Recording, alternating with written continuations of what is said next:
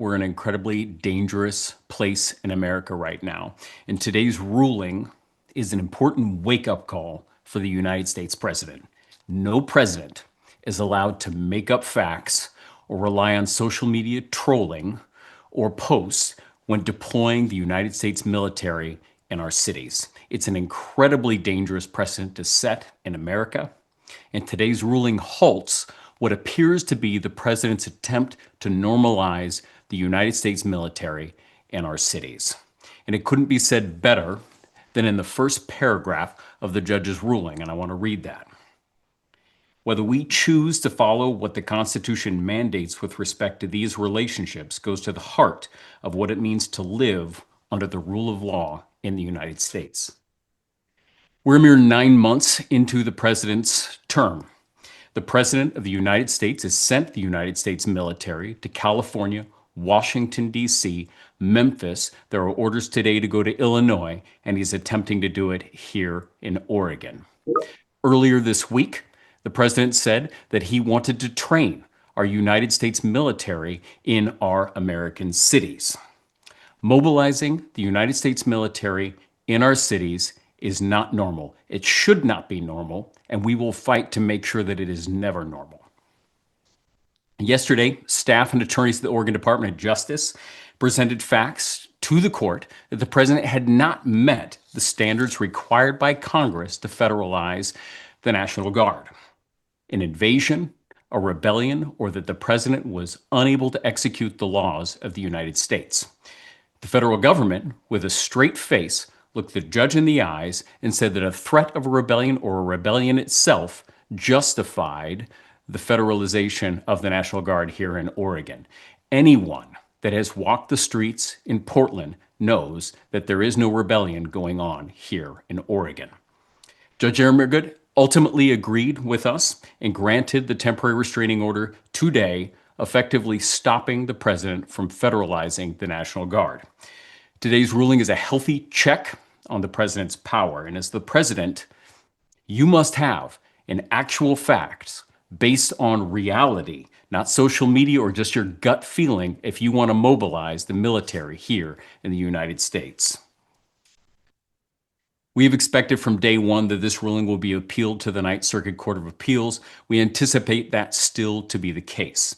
Oregonians should know that we have amazing staff and lawyers at the Oregon Department of Justice working on your behalf and are working constantly to defend Oregon and its values. From the beginning, our staff has been working nonstop so that we could get this case in front of a judge before the National Guard was deployed into our streets. And I'm very grateful to be a part of this team, everybody working on behalf of all Oregonians. And we will continue fighting for Oregonians every single day. As this case progresses through the court system, we're asking everyone to respect the ruling, protest peacefully, and be respectful to all of the dedicated law enforcement and National Guards members that serve our great state. Essentially, be Oregonians. We're kind people. We're courteous folks. We respect our differences. We're a little bit weird sometimes. We love our blazers, we love our beavers, and sometimes maybe we just love our ducks. With that, we'll continue to update you as this continues to progress through the court system. This ruling will stay in effect for 14 days, where we will be back in front of the judge to continue pursuing this order as it moves forward. With that, I would like to go ahead and turn it over to the mayor for his comments.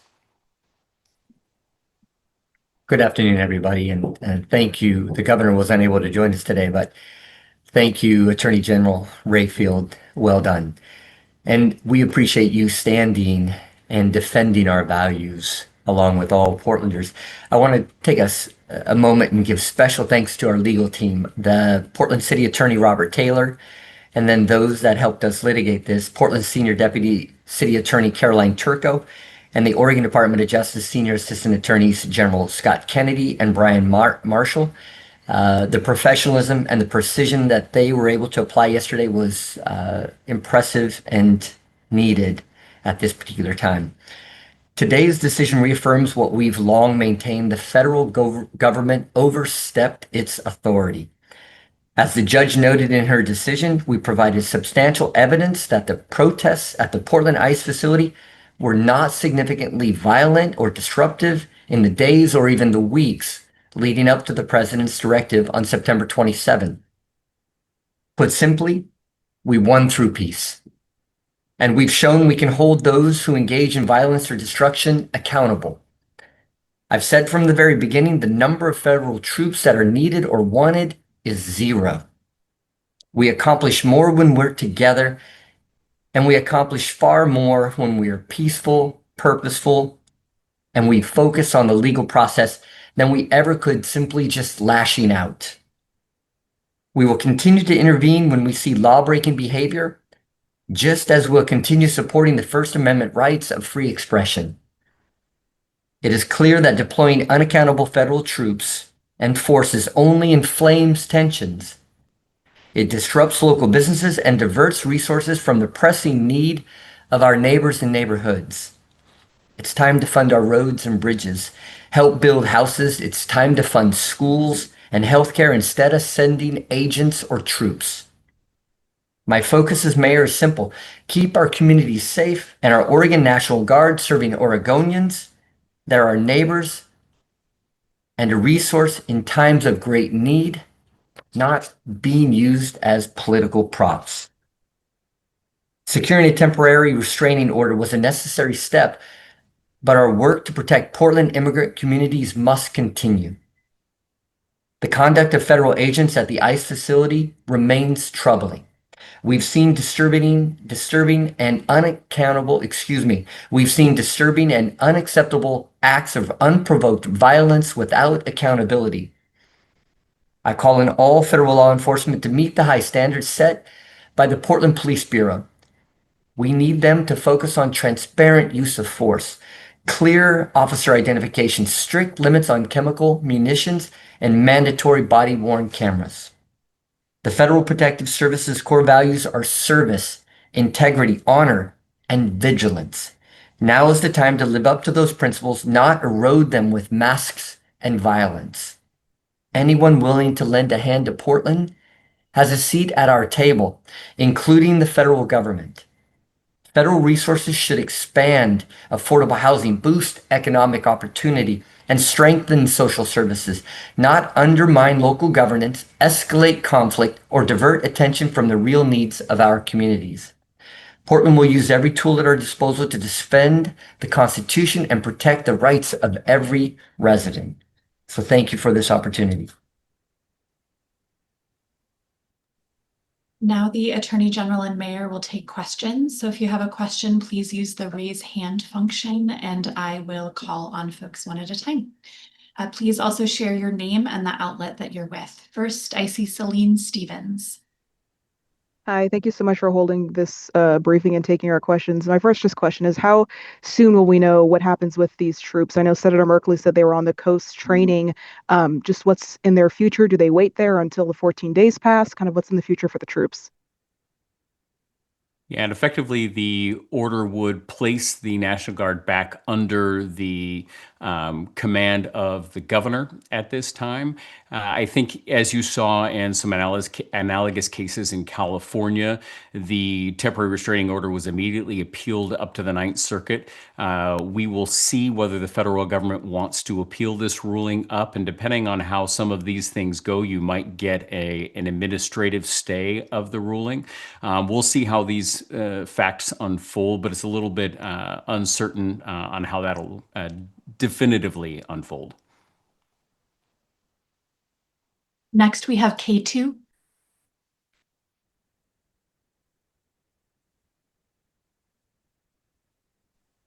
Hi there. I'm so sorry. I was just figuring out my camera. What comes next once the Trump administration either appeals or doesn't? And also, since it was there was the injunction granted on the TRO, technically they could come later, right? Or another time. What is the plan for that?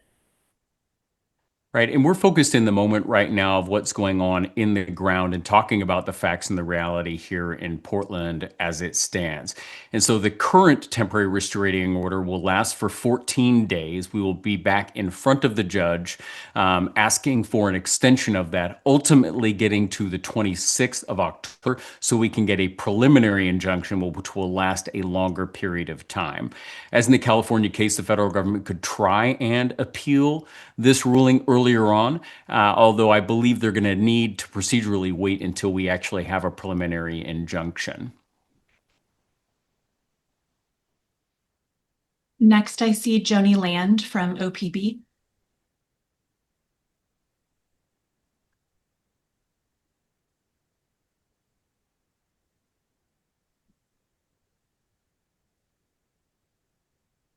And Joni, we can't hear you.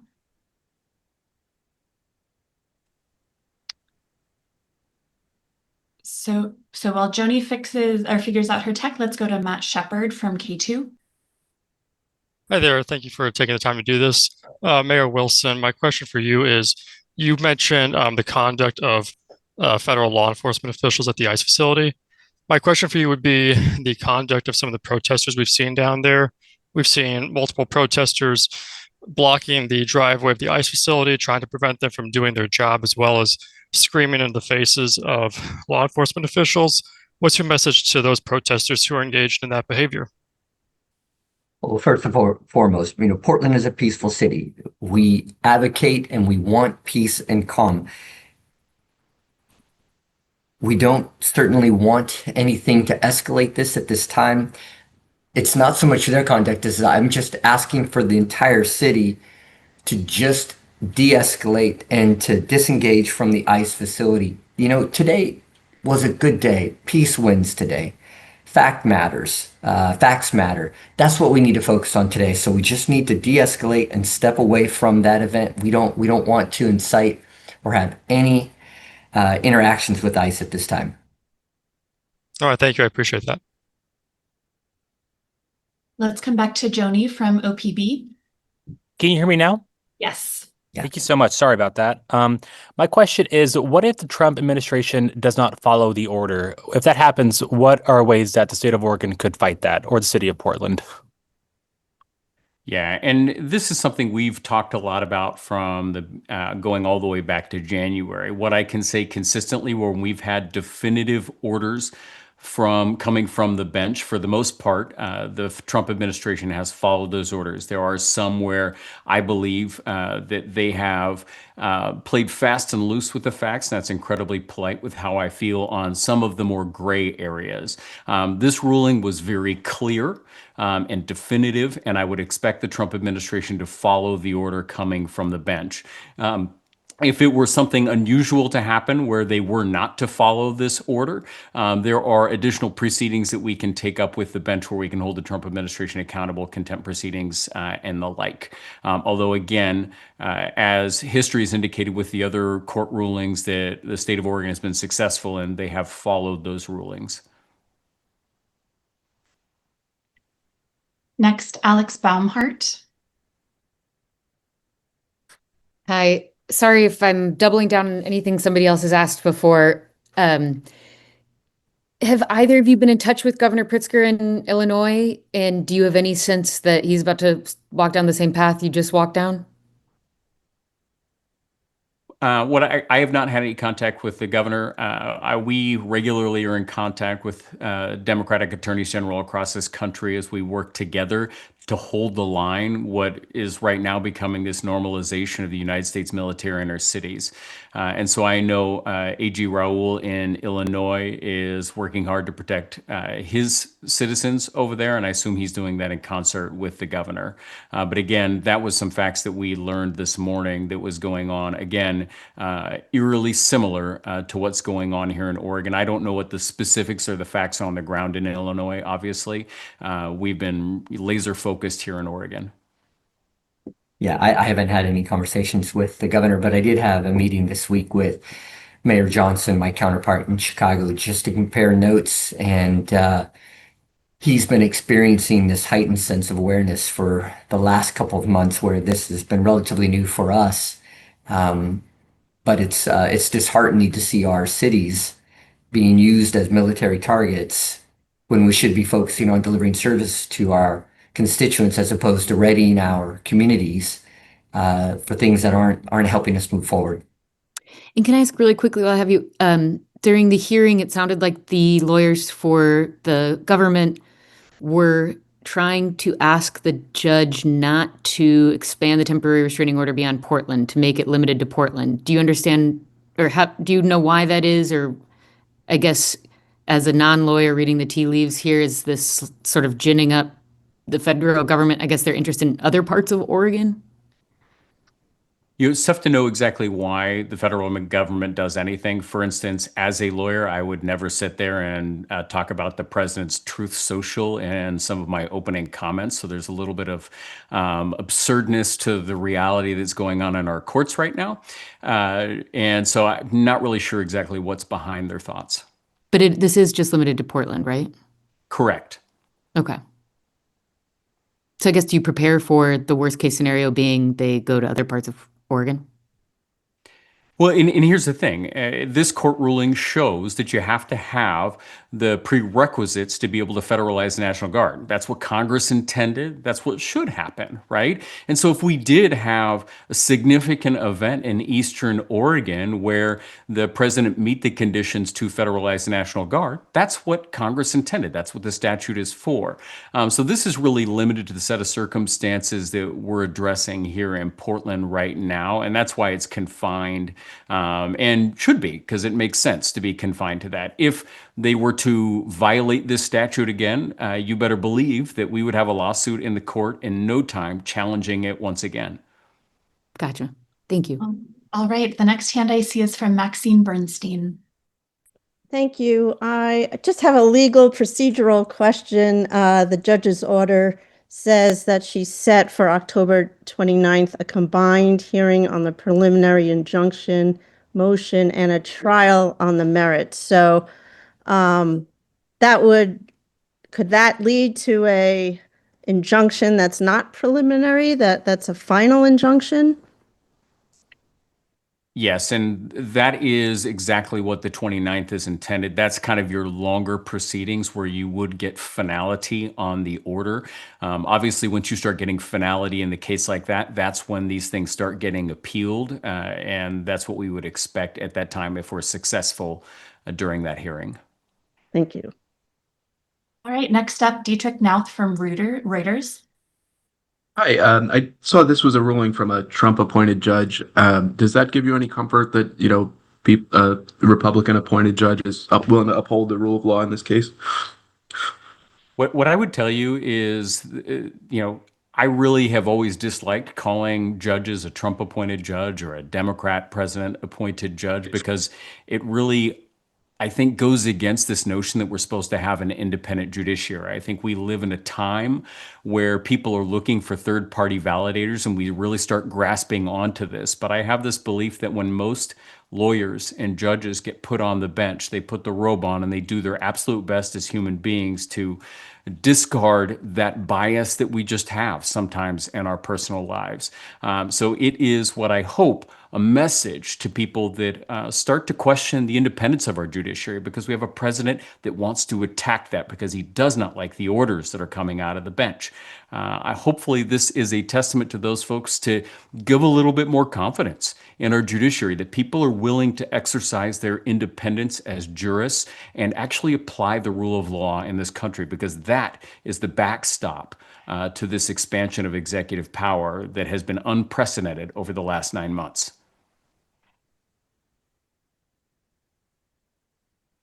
Right. I don't see any more hands, but if you have a question, please. Oh, Celine Stevens from KGW again. Go ahead. Hi, apologies if this has already been answered. This is just for my own understanding. Is there any potential for the Trump administration to, let's say, file some form of appeal, let's say in the next couple of days, and then while that's in motion, keep on the plan with the troops? Is that something that could happen, or do we have to follow the October 17th deadline and then go from there? There is a possibility that they could try and appeal this temporary restraining order. That's what they did in California. The difference between California and Oregon is that our temporary restraining order is limited to 14 days, which in theory limits the ability of this to be appealed, although lawyers will be lawyers, and there's a possibility that the federal government could wish to appeal this, and we will then make those arguments. And what that would be a administrative process where they would, and procedural process where they would try and pause this temporary restraining order while this case continues towards a ruling on the merits. Thank you. All right, we've got time for maybe two more questions. Dietrich, I see your hand again. Yeah, just to follow up on the appeals. I mean, one of the things which was striking to me about the Ninth Circuit decision in the California appeal on the TRO, there wasn't as much evidence put in about what was happening on the ground. So the decision there was very colored by the Trump administration's point of view on the level of violence in Los Angeles. Do you feel like in the Ninth Circuit you would be bound by the existing precedent on the Trump's authority to call in the National Guard, or do you think the facts that you've brought up early in this case give you a stronger hand if it comes to the same Ninth Circuit panel? What we've said in this case from day one is that the facts in this case are overwhelmingly strong, and the judge agreed. And really, what you have to look at, the most compelling facts that the Trump administration had was back in June. And you don't get to look back several months and then all of a sudden start to deploy your troops, multiple months later, saying that that justified the existence. Also, the scope and nature of what had occurred within the last month is vastly different. If you look at the ruling by the judge, she'll note that, hey, there were some flashlights, aggressive flashlights in the eyes of some of these individuals working at the ICE facility, or a photo was posted online. And the only violent act was done upon not an ICE member, but it was somebody else nearby. And so there's a little bit of distinction in the facts that are incredibly important in this case, which is why we felt strong at this lower court level. And should it go up to the Ninth Circuit, we feel confident moving forward as well. Right, we've got time for one more question. I see no hands, but I'll give it a beat here.